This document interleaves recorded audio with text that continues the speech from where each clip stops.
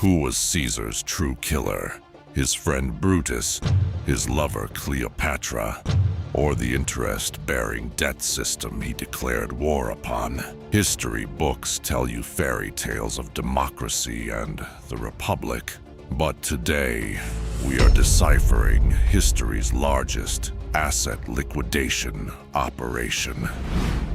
Caesar thought he had dismantled the debt system, yet the system had prepared an inescapable golden cage for him, woven from gold and lust.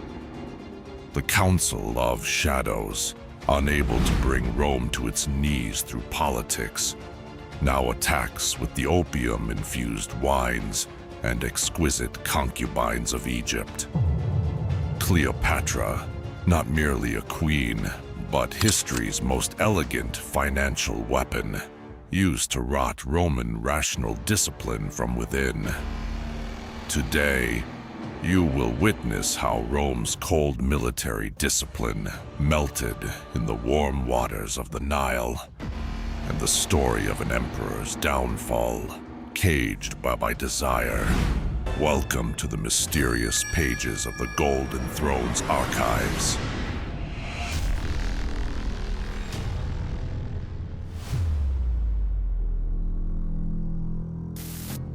When Caesar set foot in Egypt in 48 BC, he was the wealthiest man in the world.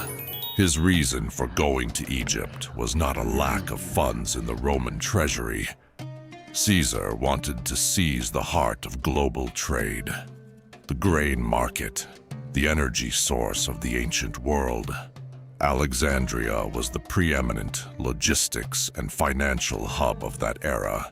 Instead of merely occupying it with military force, Caesar planned to establish a universal monopoly by merging with Cleopatra, who managed a vast trade network and financial power. He arrived not in the spirit of an invader, but as a god-king candidate, visiting a queen he intended to marry.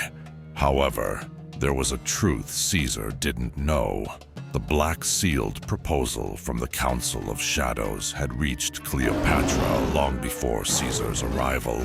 Unlike the Senate, the Council of Shadows did not want to destroy Caesar. They wanted to bring him and the Roman treasury he represented under their control. The message to Cleopatra was clear. If you wish to maintain your reign in Egypt, do not fight Caesar. Capture his soul and deliver it to us. Let Egypt be yours, and Rome be ours. The 3 months spent in Egypt were the greatest mind occupation operation in history. Cleopatra laid out every luxury and pleasure before Caesar and his army that would detach them from their marble-cold discipline. In the feasts organized for Caesar, the idea of being a god-king was injected into his mind like a poison, accompanied by exotic incense and aphrodisiac wines. Caesar was mesmerized by the nights of lust and the mysterious rituals of Egypt. The dusty Forum of Rome and the debt ledgers of bankers began to feel like distant memories. His army also took its share of this plan. Cleopatra melted the warrior spirits of the legionnaires between silk sheets by offering them the most beautiful concubines in the world. As the disciplined Roman soldier gave way to a ghetto servant, relaxing in luxury, the Council of Shadows was preparing this complacency as the first act of Caesar's detachment from the people back in the Senate halls. While Caesar lingered in a numbed state in Alexandria, the Argentari class of wealthy usurers and his opponents in the Senate were not idle in the backstreets of Rome. In Caesar's absence, they cut off all cash flow in the market. By creating an artificial liquidity crisis, they caused famine in the markets and public squares. while the people groaned in hunger and high costs. The bankers began secretly inciting them by linking this crisis to Caesar's extravagant spending in Egypt. As people borrowed from bankers at exorbitant interest rates for a single loaf of bread, asset seizure operations gained momentum. Caesar's absence had turned the Roman Forum into a financial desert. Meanwhile, Cleopatra whispered in Caesar's ear every night that Rome was not a small republic, but an absolute monarchy that must be ruled by a god like him, completely detaching him from his people. At the end of 3 months, when Caesar returned to Rome, he was no longer the populist leader of old. He was a tyrant candidate under the influence of Cleopatra. A few weeks later, Cleopatra entered Rome with shiploads of gifts, exotic animals, and hundreds of dark-eyed concubines. Caesar presented this arrival to the public as a declaration of victory. In reality, it was a Trojan horse sent for the internal conquest of the Roman palace. When Caesar checked his spy network to learn of the intrigues that had unfolded in his absence, he was met with a bitter truth. His intelligence only covered the streets and the state of the soldiers. It lacked the power to penetrate the private plans of the bankers and the Senate elite. At this precise moment, Cleopatra offered the most insidious intelligence proposal in history.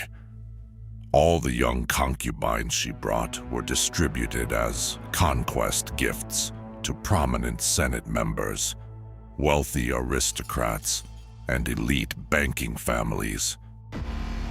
The mansions of Roman nobles soon took on the sinful atmosphere of Alexandria. These gifted concubines began to numb the Roman elite with hashish pipe nights and hypnotic, erotic dances. Even the sternest senators spilled their most intimate state secrets one by one in the arms of these women, under the influence of opium and lust. However, there was a massive intelligence blindness here that Caesar failed to notice. All deep information coming from these concubines first passed through the filter of Cleopatra, and consequently the Council of Shadows. Caesar was only provided with superficial reports he was intended to know. While Caesar thought he was accessing private data through bedroom diplomacy, he had actually become completely defenseless within the data firewall built around him. The enemy was no longer on the battlefield. They were in the king's bedroom. When Caesar, under the drug-like effect of the golden cage, began to see himself as an untouchable god-king, he took his most fatal financial step. He ordered the mint to strike his own face on silver denarii. In Roman law, money belonged to the state.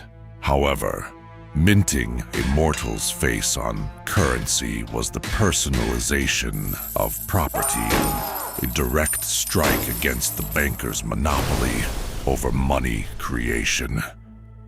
This move was the final straw for the Argentarii. Caesar, taking direct control of money and becoming an uncontrollable power, was declared the absolute enemy of the debt system. Brutus warned Caesar multiple times about the secret agreements the Senate had made with the bankers. Yet Caesar, within the illusion of immortality offered by Cleopatra, rejected these warnings as old Republican fables. Brutus's outcry was in fact the system's final settlement offer, and Caesar turned this offer away with his numbed pride. In the golden cage, Caesar had tasted lust and power, Yet the price of this luxury was soon to be paid in blood on marble floors. When Alexandria's opium-scented opulence ended, Rome's cold daggers had already been sharpened. The concubines, hashish nights, and bedroom diplomacy offered by Cleopatra were designed not to protect Caesar, but to turn him into a victim prepared for execution. Why did Brutus transform from a hero into an assassin? Why did Caesar insist on attending that famous meeting on the morning of March 15th? How did the immortality promised by Cleopatra actually prepare Caesar for a financial liquidation operation? In the next episode, we will decipher the bloody finale of the Caesar trilogy, the debt accounts behind the 23 dagger strikes. Caesar, you too, Brutus. Follow the shadows, because the system is much older and much deeper than you think.